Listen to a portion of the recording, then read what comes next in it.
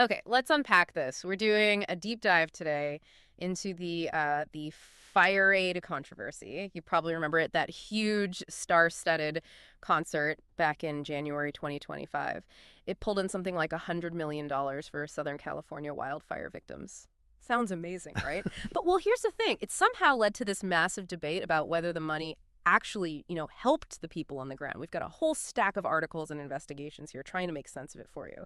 So, before we get into the controversy side, which is honestly pretty surprising given the hype, let's just quickly recap. What was Fire Aid? I mean, I remember seeing all the buzz. Oh, yeah. It was definitely a spectacle. Fire Aid was this massive benefit concert. The Annenberg Foundation organized it, pulling in big partners like Live Nation and AEG. And it wasn't just one venue. It happened at the same time in Inglewood at the Intuit Dome and the Kia Forum. You had, what, over 30 huge artists, people like Billie Eilish, Lady Gaga, Olivia Rodrigo, Stevie Wonder, really top-tier names.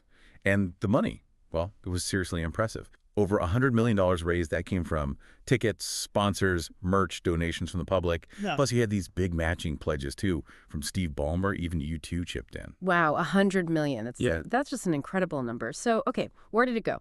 Because the story that came out later, it feels like there's a huge disconnect somewhere. That's exactly right. And that's really the heart of the whole controversy. Fundraising, huge success, no doubt. But how the money got distributed, that's where the narrative changes.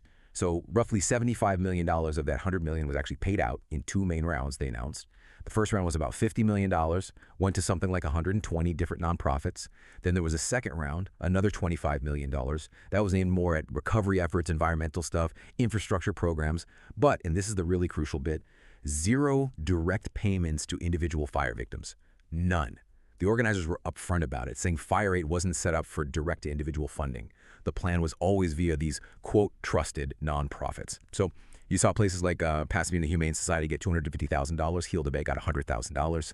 Money went to groups helping pets, coastal cleanup, housing, mental health support, small businesses. Hold on. So, even with all that cash, none went straight to the individuals whose homes burned down. That seems, wow. Was that made clear to people donated? Because that feels like the spark, right? That's what started this whole wave of criticism. It almost sounds like something out of a movie. It really does feel dramatic. And yes, that lack of direct aid, like you said, it absolutely fueled the backlash. You had journalist Sue Pasco looking into it. She found loads of fire survivors, got nothing, and they couldn't figure out how to even ask for help. Her quote was pretty sharp. This fire aid money is not helping the people. It's helping nonprofits, many, whose executives get six-figure salaries. Ouch. Then there was James Lai, an independent journalist. He didn't mince words, called Fire Aid, one of the biggest scams in disaster fundraising history. Basically arguing victims got zipped while money went to groups with, quote, shady ties or no direct fire relief mandate. Yeah. Now, there are also some wilder rumors, online theft, land grabs, but, no real solid evidence there. Mostly conspiracy talk. But it got serious. Congressman Kevin Kiley actually asked the Justice Department to step in. Yeah, to investigate if the money was used the way donors intended, or if maybe federal charity fraud laws were broken. Laws about misusing charity funds. A scam. That's a really heavy accusation from James Lai. Do you think it was an actual scam? Or is it more like a massive misunderstanding, a disconnect between the event and the donors? That's the key distinction, I think. It doesn't seem to be about, outright criminal fraud, stealing money. Yeah. It looks more like a major misalignment. The funds were intended by the organizers to go to nonprofits. That part seems clear from their side. But a lot of donors just assumed, reasonably perhaps, that their donation would go more directly to help individuals rebuild their lives, and transparency became a problem. Okay, they listed the nonprofits getting money, but for the victims, it was often really hard to find out which nonprofit was doing what or how to access any potential help. Plus, there's this other layer, questions about the Annenberg Foundation itself.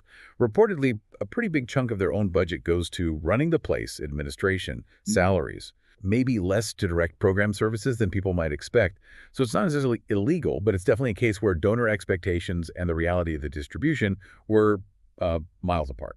Good intentions, maybe, but a confusing outcome. Right. So you end up with this weird situation, $100 million success story on one hand, but then deep disappointment and serious accusations from the very people everyone thought they were helping. It's a total paradox. Exactly.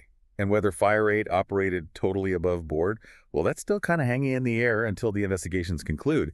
I think the big takeaway here for you listening is just how vital it is to really understand where your charity money is going. How is it actually structured to help? Yeah, it really makes you think, doesn't it? Especially with these huge, urgent appeals. Are we asking the tough questions about the mechanics behind the scenes? Because, like we just saw, good intentions and a big check don't always translate directly to the impact we imagine. It's definitely something complex to keep exploring.